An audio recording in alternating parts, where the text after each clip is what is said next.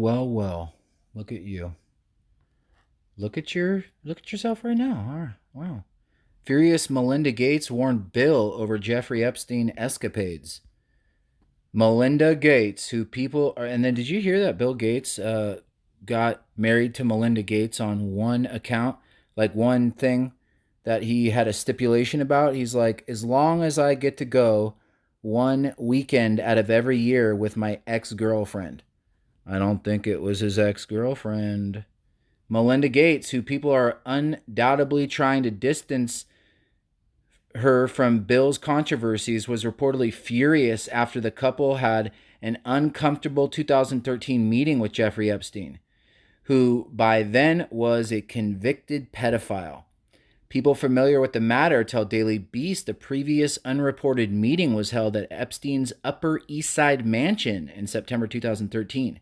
The same day, the couple was awarded the Lasker Bloomberg Public Service Award at the Pierre Hotel when they were photographed with then Mayor Mike Bloomberg.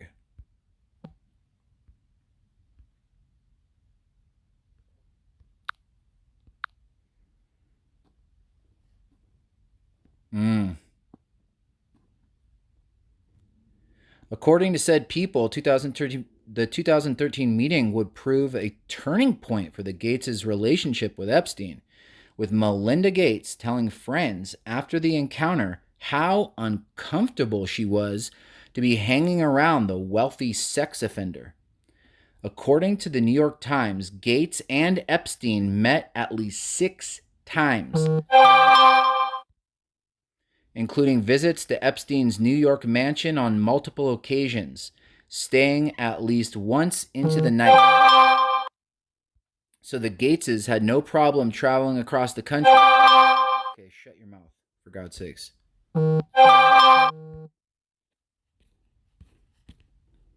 So the Gateses had no problem traveling across the country to meet... Dude, do not disturb. How's that? How about you put on a do not disturb on me? A do not disturb would be great. There you go. So, like I was trying to say before I was rudely interrupted, so the Gateses had no problem traveling across the country to meet with the convicted pedophile, who's named Gates advisor Boris Nikolic as a fallback executor in a will Epstein amended just days before his August 2019 death in a Manhattan jail cell.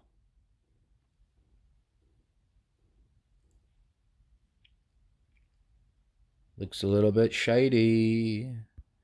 It looks a little bit shady. It looks a little bit shady.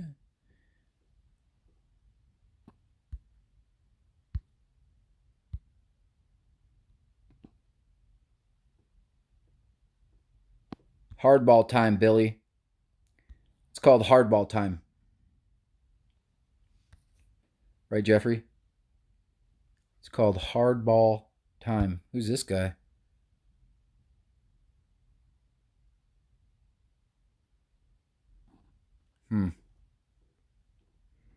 Now it goes on to say,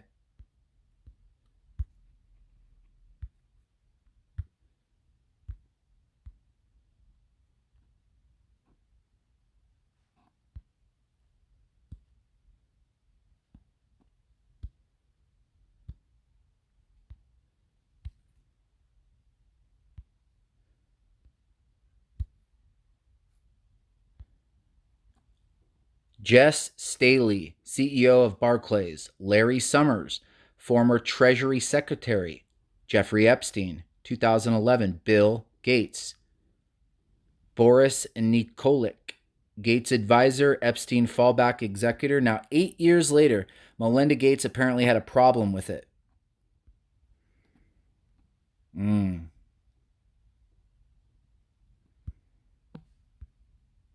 Download that image. Thank you very much. Gates thought Epstein's lifestyle was kind of intriguing. In a 2011 email to colleagues, Gates wrote that his lifestyle is very different and kind of intriguing, although it would not work for me. A spokeswoman For Gates, Bridget Arnold said he was referring only to the unique decor of the Epstein residence and Epstein's habit of spontaneously bringing acquaintances in to meet Mr. Gates, adding it was in no way meant to convey a sense of interest or approval. Perhaps Gates was taken aback by Epstein's main hallway that was covered with rows of artificial eyeballs from England that had been made for wounded soldiers. Also contradicting Gates's distancing are flight records, which reveal that Gates flew with Epstein from Teterboro Airport in New Jersey to Palm Beach on March 1st, 2013, on Epstein's private jet. One of the few flights that year where pilot Larry Vikolsky recorded the name of the passenger. According to the Daily Mail, let me see, where is it? Bill Gates. Bill Gates. The Will.I.am, the Bill Gates. Gates hilariously claimed he wasn't aware it was Epstein's plane. In March 2013, Mr. Gates flew on Mr. Epstein's Gulfstream plane to Teterboro Airport in New Jersey to Palm Beach, Florida, according to a flight manifesto. Ms. Arnold said Mr. Gates, who has his own $40 million jet, hadn't been aware it was Mr. Epstein's plane. Meanwhile, employees of the Gates Foundation also visited Epstein's mansion on multiple occasions, while Epstein also spoke with the Bill and Melinda Gates Foundation and J.P. Morgan Chase about a proposed multi-billion-dollar charitable fund, an arrangement that had the potential to generate enormous fees for Mr. Epstein, according to the Times. It says, in late 2001, Mr. Gates' instruction, the foundation sent a team to Mr. Epstein's townhouse to have a preliminary talk about his philanthropic fundraising. According to 3 people who were there, Mr. Epstein told his guest that if they searched his name on the internet, they might conclude he was a bad person, but that what he had done, soliciting prostitution from an underage girl, was no worse than stealing a bagel, 2 of the people said. Stealing a bagel? It's no worse than stealing a bagel.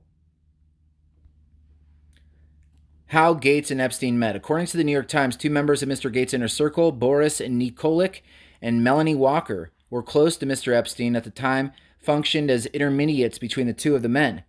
Ms. Walker met Mr. Epstein in 1992, 6 months after graduating from the University of Texas. Mr. Epstein, who was an advisor to Mr. Wexner, the owner of Victoria's Secret, told Ms. Walker that he could land her an audition for a modeling job there.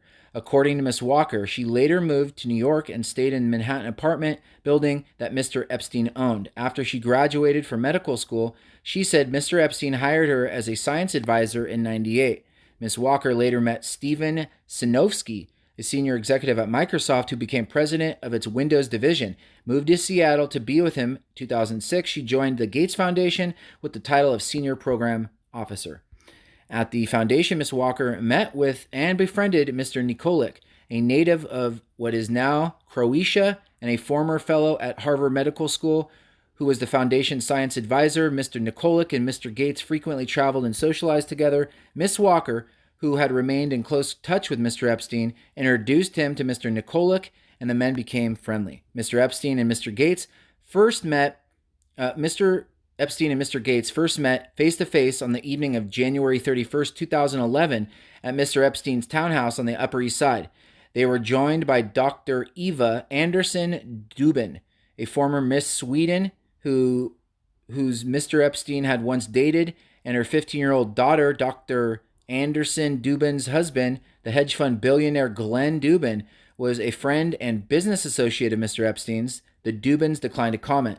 The gathering started at 8, lasted several hours, according to Ms. Arnold. Mr. Gates' spokeswoman, Mr. Epstein, subsequently boasted about the meeting in emails to friends and associates. "Bill's great," he wrote in one reviewed by the Times. "I didn't go to New Mexico or Florida or Palm Beach or any of that," claims Gates.